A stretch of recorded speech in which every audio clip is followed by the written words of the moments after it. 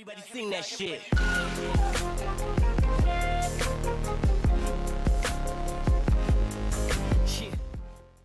After marathon journeys, Peru fans are bringing high hopes to the World Cup. It's a long way from the Andes Mountains to the Russian steppes, but Gino Huaneo was not going to miss watching Peru make their first appearance in the World Cup finals in 36 years. The 27-year-old engineer traveled from his hometown of Cuzco to Lima, Amsterdam and Moscow by plane, then took a 9-hour train ride to Saransk in the Republic of Mordovia, where Peru take on Denmark on Saturday in their first Group C match. "I had to save a lot to make this trip," he said. "But we have great possibilities. We have a good team."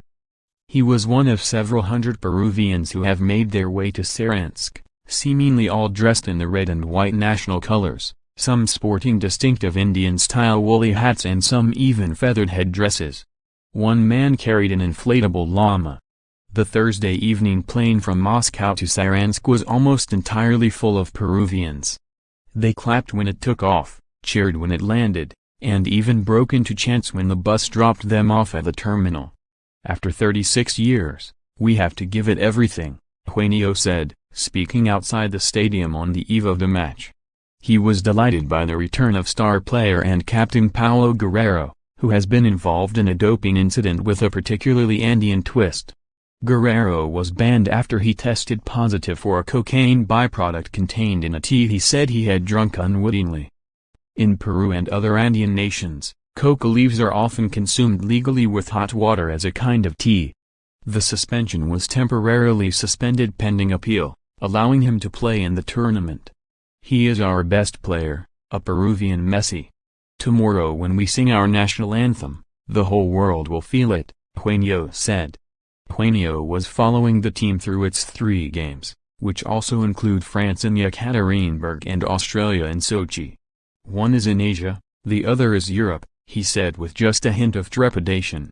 Other fans milled around outside the Mordovia arena on the outskirts of the quiet city dominated by Soviet-style architecture.